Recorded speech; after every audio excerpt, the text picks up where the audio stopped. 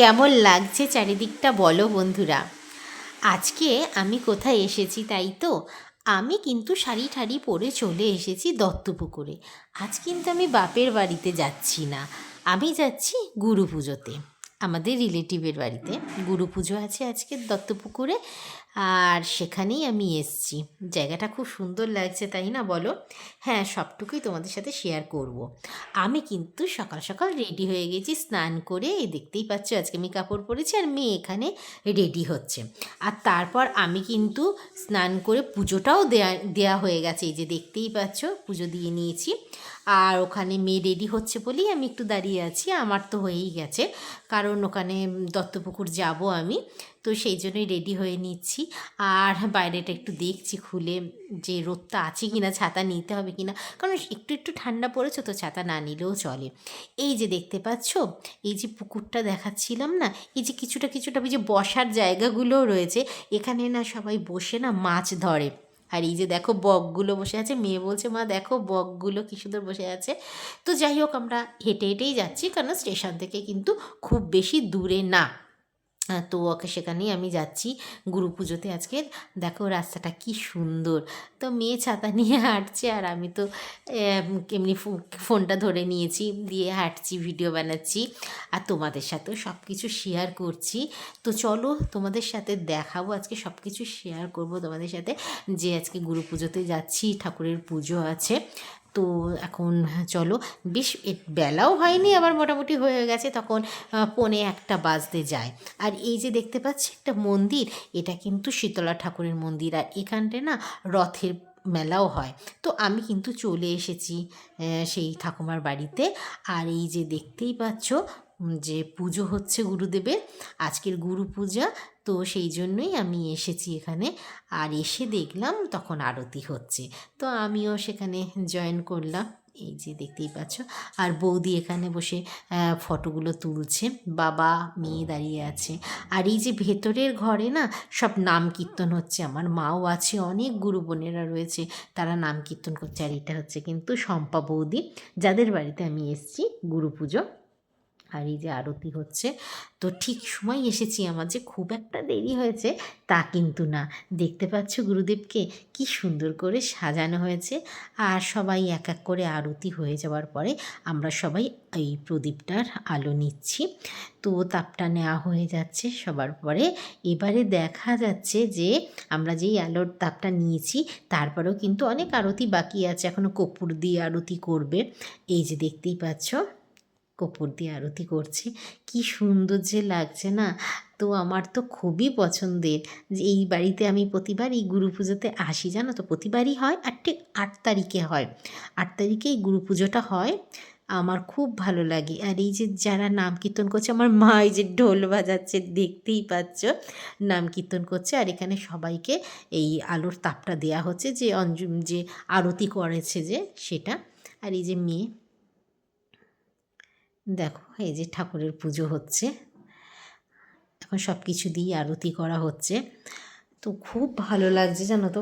আমি একটু পুজো মানে আজটা খুব ভালোই বাসি। তোমরা যারা আমার ভিডিও দেখো তারা তো জানোই।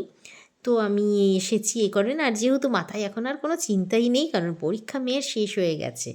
আর এখানে বৌদিকেও আমি তুলছিলাম ভিডিওতে, যে বৌদি পুজোটা তুলছে, ফেসবুকে দেবে বলে।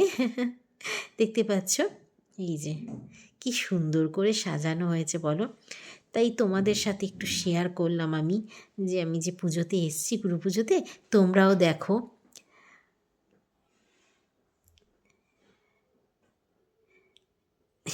এই যে আমাদের গুরু বোনেরা আমার পেছনে দাঁড়িয়ে আছে, তাদেরকেও নিলাম একটু। তো যাই হোক, পুজো হয়ে গেছে। আর এই যে বাড়িটা দেখতেই পাচ্ছ, এটাই আমার ঠাকুমার বাড়ি, আর বাবার পিসির বাড়ি এটা। ঠিক আছে, এই হলো এন্ট্রান্স। এখান থেকে ঢুকেই কিন্তু এই যে মন্দিরটা। এখন তো পুজো টুজো হয়েই গেছে, এবার কিন্তু আমরা প্রণাম করে নিলাম সবাই, আর ভোগ দর্শন করলাম, কারণ পুজো হয়ে যাওয়ার পরে ভোগ দর্শন করতে হয়। তাই তোমাদেরকেও ভোগ দর্শন করাচ্ছি। এই যে গুরুদেবকে একটু দেখালাম, দেখতেই পাচ্ছ তোমরা। তা বসে গেলাম খেতে। আর যেহেতু আজকে গুরু পুজো ছিল, তাই এখানে হয়েছে খিচুড়ি আর সমস্ত সবজি দিয়ে একটা লাবড়া তরকারি, মানে বাঁধাকপিটাই ছিল বেশি, এমনি তো তাই দেখলাম, আর কিন্তু গুড়ের রসগোল্লা ছিল। আর এই যে আমরা খেতে বসে গেছি সবাই, আর প্রসাদ নিয়েছি সেটাও তোমাদেরকে আমি দেখাবো। সেটাকে আমার তোলা হয়নি, আর এই ফলটা কিন্তু মেয়েকে দেয়া হয়েছে, তা সেটা আমি নিয়ে নিয়েছি। এই যে মেয়ে বসে আছে, খাবার পর একটু গল্প করছিলাম। এইবার আস্তে আস্তে তো আমি বাড়ি ফিরছি, সন্ধেও হয়ে গেছে দেখতেই পাচ্ছ। তো আমি চিন্তা করলাম ফেরার পথে আমি একটুখানি মাছ নেব। তো তোমরা তো জানোই আমি একটু মাছ খেতে খুবই ভালোবাসি। তো এই যে দেখতে পাচ্ছ, এই দাদা কত মাছ নিয়ে বসেছে। তো আমি কোন মাছটা নেব সেটাই চিন্তা করছিলাম। আমি চিন্তা করছিলাম মৌরলা মাছ নেব, আর মেয়ে ওখানে চা খাচ্ছে। আমার চা খাওয়া তো হয়েই গেছে।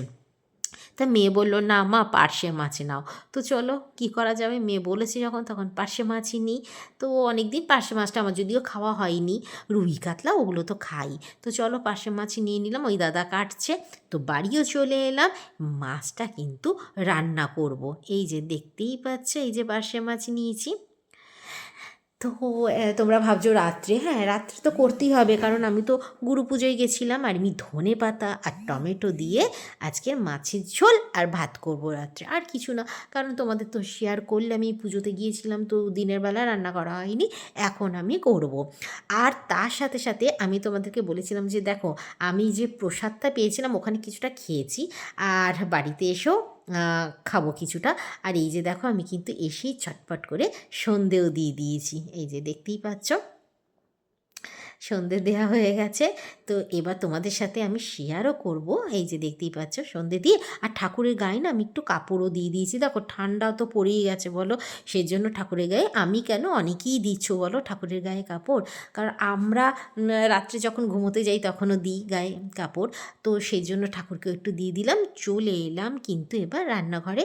মাছগুলোকে আমি ধুয়ে নিলাম, আর এই যে নুন হলুদ মাখিয়ে আমি কড়াইতে অলরেডি তেল গরম করে দিয়েও দিয়েছি। এবার চলো আমি তোমাদেরকে দেখাই যে কি প্রসাদ, জানো তো আমাদের এই গুরুদেবের না, মানে সাবু প্রসাদ মাখাটাই কিন্তু মেন আর কি।